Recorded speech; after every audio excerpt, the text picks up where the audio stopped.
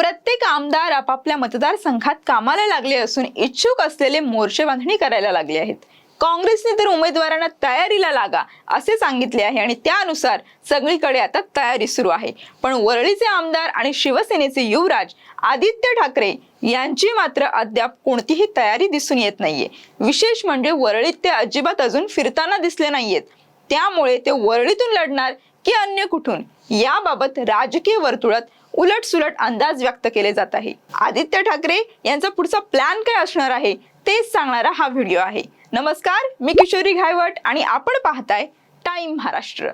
वरळी विधानसभा मतदारसंघातून मनसेने संदीप देशपांडे यांना उमेदवारी जाहीर केली असून मनसेने जोरदार तयारी सुरू केली आहे. नुकताच एक व्हिडिओ व्हायरल झाला असून त्यामध्ये वरळीतील एक स्थानिक कोळी तरुण आदित्य ठाकरे यांना तुम्ही 5 वर्ष कुठे होतात असा सवाल विचारत आहेत.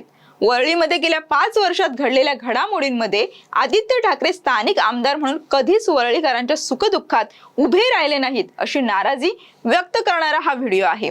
त्यामुळे आदित्य ठाकरे हे वरळीतून गायब आहेत असाच प्रचार सध्या जोर धरत आहे. 2.5 वर्षे मंत्री आणि ठाकरे कुटुंबाचे राजकीय वारसदार असल्याने त्यांच्याकडून वरळीकरांच्या खूप अपेक्षा होत्या. पण वरळीच्या मुख्य रस्त्यांवर रंगरंगोटी आणि लाईटचा झगमगाट करण्यापलीकडे ते काहीच करू शकले नाहीयेत. आपला मतदारसंघ असलेल्या वरळीच्या समुद्र किनाऱ्यावर काम करायचे सोडून ते मुंबई भाजपा अध्यक्ष आमदार ॲडव्होकेट आशिष शेलार यांनी आपल्या वांद्रे पश्चिम विधानसभा मतदारसंघात सुशोभित करण्यात आलेल्या समुद्र किनाऱ्यावर आदित्य ठाकरे यांचा डोळा होता. तिकडे लाईट लावणे, आशिष शेलार यांच्या नावाचे बोर्ड हटवणे, मुंबई हाय प्रकल्प स्थानिकांचा विरोध असताना ते घेऊन येणे असले उद्योग आदित्य ठाकरे करत बसले व स्वतःच्या मतदारसंघात मात्र दुर्लक्ष केले असे चित्र दिसत होते. त्याचाच फायदा घेऊन आशिष शेलार यांनी वरळीमध्ये घुसायला सुरुवात केली. कारण भाजपचे इथले स्थानिक नेते सुनील राणे बोरिवलीतून आमदार झाल्यावर त्यांनी वरळीकडे पाठ फिरवली आहे. आशिष शेलार यांच्या मागे पुढे करण्यातच संतोष मानणारे सेनेशी टक्कर करू शकत नाहीत. हे लक्षात आल्यावर भाजपचे शेलार मामा स्वतःच रणसंग्रामासाठी उतरलेत. त्यांनी वरळीत दहीहंडी, शिवजयंती, डॉक्टर बाबासाहेब आंबेडकर जयंती जोरदार साजरी करून आघाडी घेतली. स्थानिक कोळी, बीडीडी, चाळ, पोलीस वसाहत यांचे प्रश्न भाजपाने हाताळले व आदित्य ठाकरे यांची कोंडी करण्याचा प्रयत्न गेली 5 वर्ष सुरू ठेवला. एकनाथ शिंदे मुख्यमंत्री झाल्यानंतर त्यांनीही वरळीमध्ये लक्ष घातले असून वरळीतील शिवसेना नगरसेवक फोडण्यात त्यांना यश आले आहे. याची परिणिती लोकसभा निवडणुकीत दिसून आली. उभाटा गटाचे उमेदवार अरविंद सावंत यांना 6,000पेक्षा जास्त लीड आदित्य ठाकरे देऊ शकले नाहीत. संपर्क कार्यालय तर नाहीच आणि संपर्क पण नाही असे चित्र सध्या वरळीत पाहायला मिळतंय. त्यामुळे आदित्य ठाकरे वरळीतून लढणार नाहीत असा कयास व्यक्त केला जात असून ते शिवडी किंवा वांद्रे पूर्व मतदारसंघातून लढतील असा अंदाजही व्यक्त केला जातोय.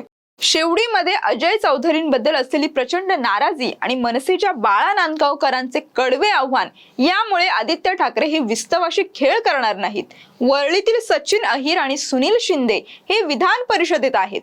वास्तविक 3 आमदार वरळीत असताना उभाटाचा बोलबाला पाहायला मिळायला हवा होता, कारण हा सेनेचा बालेकिल्ला आहे. पण तसे चित्र दिसत नाहीये. शिंदे आणि अहिर यांचा मूळ मतदारसंघ असून दोघांचाही या मतदारसंघावर डोळा आहे. यापैकी कोणी शिंदे गटात जातील की काय अशी शक्यता वर्तवण्यात येते. त्याच वेळी दोघांकडे परिषदेची आमदारकी असल्याने सुखाचा जीव अनिश्चिततेच्या दुःखात लोटायला सध्या तरी दोघेही तयार नाहीयेत. भाजप आणि शिंदे गट आदित्य ठाकरे यांना कोंडीत पकडण्यात यशस्वी झाले असून गेल्या निवडणुकीत कौटुंबिक संबंध जपून राज ठाकरे यांनी आदित्य ठाकरे यांच्या समोर उमेदवार दिला नव्हता. पण यावेळी मनसेने उमेदवार उतरवलाय. हा उमेदवार आर्थिक आणि संसदीय पातळीवर सक्षम नसेलही, पण मनसेच्या वानर सेनेने वांद्रे वरळी ठाकरे सेतू उद्ध्वस्त करायला घेतलाय. संदीप देशपांडे यांच्यामुळे युवराजांची चिडचिड वाढलीये. त्यामुळे उभाटाला वरळीची लढत सोपी राहिली नाहीये. म्हणून आदित्य ठाकरे हे वांद्रे पूर्व मधून मुस्लिम मतांवर डोळा ठेवून लढतील असा अंदाज सुद्धा व्यक्त केला जातोय. तसे झाल्यास अनिल परब यांचे राजकीय वजन घटू शकते.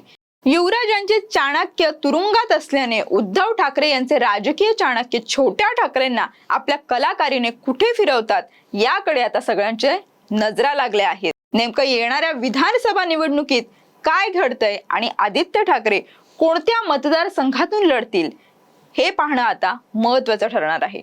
तुम्हाला या सर्व राजकीय स्थितीबद्दल काय वाटतंय हे आम्हाला कमेंटमधून नक्की कळवा आणि अशाच नवनवीन आणि ताज्या अपडेटसाठी पाहत रहा टाइम महाराष्ट्र. धन्यवाद.